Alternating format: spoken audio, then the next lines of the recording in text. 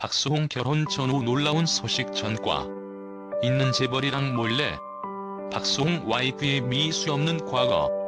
채널 구독과 시청해주셔서 감사합니다. 좋은 하루 되세요. 방송인 박수홍이 유부남이 됐다. 깜짝 결혼 속의의 23세 연하. 아내에 대해 관심이 쏠리고 있다. 1970년생인 박수홍은 결혼 소식을 전하면서도 아내의 구체적인 신상은 공개하지 않았다.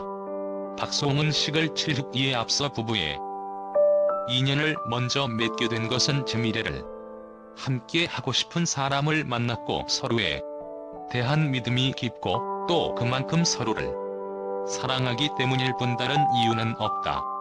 고 설명했다.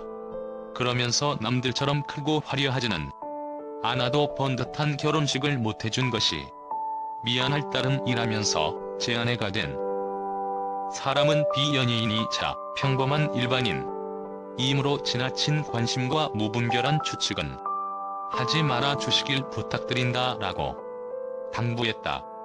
느닷없이 통해 발표한 결혼 소식은 축복 속에 화려한 결혼식을 하는 기존 연예인들과 의다른 행보여서 부인은 누구인가에 대한 궁금증이 더욱 증폭되고 있다. 박수홍의 결혼 발표와 함께 절친 개그맨 손선수가 응원을 보내면서 부인에 대한 면모가 살짝 공개됐다. 박수홍도 화답하며 부인과 만남에 대해 소개했다. 그는 2018년 12월 정식으로 만나기 시작해 벌써 4년이 지났다. 그동안 제 상황을 이해해주고 저한테 모든 것을 맞춰주느라 고생했던 제 아내한테 너무 고마울 따름이다 라고 거듭 인사했다. 룰은 2018년 지인을 통해 서로를 소개받았고 교제를 시작한 것으로 알려졌다. 23세의 나이차를 극복하고 부부의 연을 맺은 두 사람은 상암동 일대에서 다정한 모습으로 함께 목격되기도 했다. 또 방송인 박수홍 와이프의 스폰서 설이 인터넷 커뮤니티 상에서 퍼지고 있어 논란이 되고 있습니다.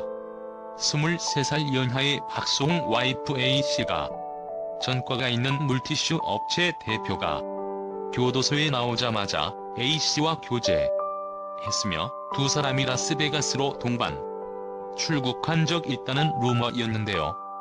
하지만 박수홍 와이프 A씨는 2017년부터 일본, 태국, 베트남, 필리핀 등 3에서 5일간 여행을 다녀온 기록만 남아있을 뿐 라스베가스를 다녀간 기록이 남아있지 않아 화제가 되고 있습니다. 박수홍의 아내는 이러한 루머가 돌자 성인이 된 이후 보유했던 모든 휴대 전화와 자신의 통장 출입국 기록 등의 자료를 확보해 경찰에 제출했다. 박수홍 형제 갈등 밝혀졌다. 박수홍 형제 갈등은 지난해 3월 친형 부부가 박수홍의 30년간 출연료 및 계약금을 횡령했다는 주장이 나오면서 수면 위로 떠올랐다. 박수홍 측은 지난해 4월 친형 박진홍과 형수를 특정경제범죄 가중처벌 등에 관한 법률 위반 혐의로 고소했으며 86억 원의 손해배상 소송도 제기했다. 손해배상 청구 금액은 검찰 조사 과정에서 추가로 친형 부부의 횡령 혐의가 드러나면서 116억 원으로 늘어났다.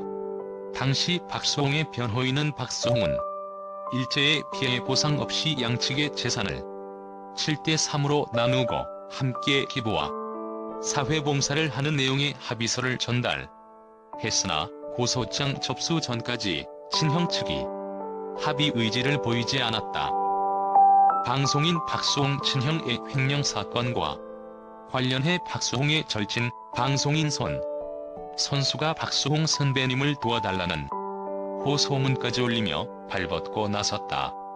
선수는 인스타그램을 통해 이제 세상에 알려지게 됐으니 저도 더 이상 참지 않고 여러분께 박수홍 선배님의 안타까움을 호소하려 한다며 오랜 시간 옆에서 보기 안타깝고 화가 나서 참을 수가 없었다고 밝혔다. 이어 지금 이 글을 쓰는 것조차 조심스러울 정도로 선배님은 얘기가 세상에 알려지길 싫어한다며 이유는 첫째도 둘째도 가족 걱정이고 그 중에서도 부모님 걱정 때문에 바보처럼 혼자 힘들어하며 15kg 이상 몸무게가 빠졌다고 덧붙였다.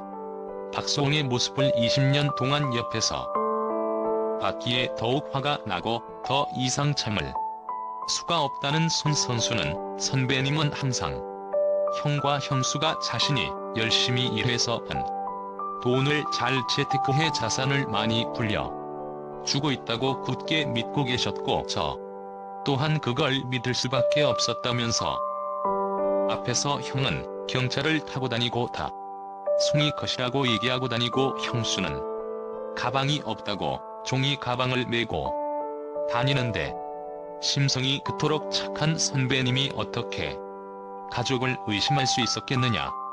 오히려 그들에게 좋은 차 타라고 좋은 가방 사라고 얘기하셨다.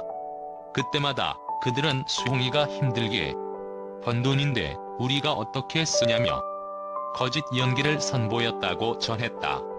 그러면서 선배님은 항상 입버릇처럼 우리 형제는 어릴 적부터 고생을 많이 해서 돈 쓰는 것을 무서워한다고 했고 특히 우리 형은 경차 타면서 검소하게 사는데 내가 쉽게 돈을 쓸 수 없다라며 저와 행사 의상 방송 의상을 구입하러 동대문 도매시장에 가서 가장 저렴한 옷으로 색깔별로 사던 분이라며 형과 형수가 자신이 열심히 일해서 주면 잘 재테크해서 노후 걱정 없이 자산을 많이 불려주고 있다고 굳게 믿고 있었고 저 또한 그걸 믿을 수밖에 없었다고 말했다.